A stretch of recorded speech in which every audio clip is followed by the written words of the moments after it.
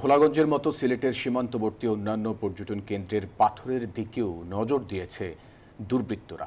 তবে এবার আগে ভাগেই তৎপর হয়েছে আইনশৃঙ্খলা বাহিনী। মঙ্গলবার সকালে উৎমাছড়ায় অভিযান চালিয়ে প্রায় 2 লাখ ঘনফুট পাথর জব্দ করেছে বিজিবি। এদিকে ভোলাগঞ্জ কাণ্ডে আরও একটি মামলা হয়েছে, যার আসামি 150 জন। নাজাত আহমেদ পুরকায়স্থর রিপোর্ট, ক্যামেরায় ছিলেন সেলিম হাসান। সিলেটের সীমান্তবর্তী এলাকা জুড়ে গড়ে উঠেছে একাধিক পর্যটন কেন্দ্র। ভোলাগঞ্জে সাদা পাথরের পর এবার দুর্বৃত্তদের লক্ষ্যবস্তুতে পরিণত হয়েছে এসব স্পটের পাথর। তবে আগেভাগেই অভিযান চালাচ্ছে আইনশৃঙ্খলা বাহিনী।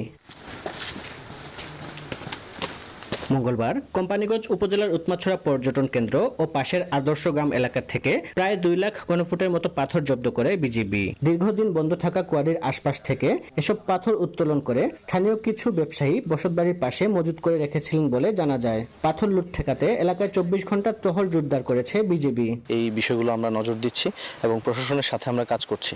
আমরা অলরেডি সাদা পাথর, জাফলং ওই জায়গাগুলোতে আমরা এগুলো আইডেন্টিফাই করে আবার রিস্টোরেশন করছি। পর্যটকদের দাবি, স্পটের প্রাকৃতিক পরিবেশ ও পাথর রক্ষায় প্রশাসনকে আরো কার্যকর ভূমিকা নিতে হবে। উন্নত করতে হবে যোগাযোগ ব্যবস্থা। রাস্তাটা বেশি খারাপ হয়েছে, গাড়ি উল্টি গেল না টমটম। আরো পর্যটক আনাগোনা হবে যদি রাস্তাটার কারণে আর কি অ্যাকচুয়ালি সমস্যা। সুন্দরভাবে রাস্তাঘাট হইরা একটা পর্যটক জায়গা হইরা তোলা উচিত। যদি এটা করা হয় তাহলে এটা সৌন্দর্য বৃদ্ধি পাইব। আরো জব্দ হওয়া পাথরের বিষয়ে পরবর্তী আইনি ব্যবস্থা প্রক্রিয়াধীন বলে জানিয়েছেন নির্বাহী ম্যাজিস্ট্রেট। পাথরগুলো আসলে কি পরিমাণ আছে এটা আমি আমার উদ্যতন মেয়াকে জানাবো, জেলা প্রশাসনকে জানাবো। জেলা প্রশাসন হচ্ছে কি এটা এই যে চড়াটা হচ্ছে যথাযথভাবে সংরক্ষণের জন্য এটা প্রাকৃতিক সুন্দরতা সংরক্ষণের জন্য উদ্যোগ গ্রহণ করবে। সিলেটের আরেক জনপ্রিয় পর্যটন কেন্দ্র জাফলংয়ে পাথর লুটের ঘটনায় সোমবার রাতে গোয়াইনঘাট থানায় আরও একটি মামলা হয়েছে। এ পর্যন্ত সিলেট প্রশাসন প্রায় 5 লাখ ঘনফুটের মতো পাথর জব্দ করেছে। সম্ভাবনাময় এই পর্যটন স্পটটিতেও আছে দুর্বৃত্তদের চোখ। স্থানীয়দের দাবি, স্পটটিতে রক্ষায় প্রশাসনের কার্যকর ব্যবস্থা নিতে হবে।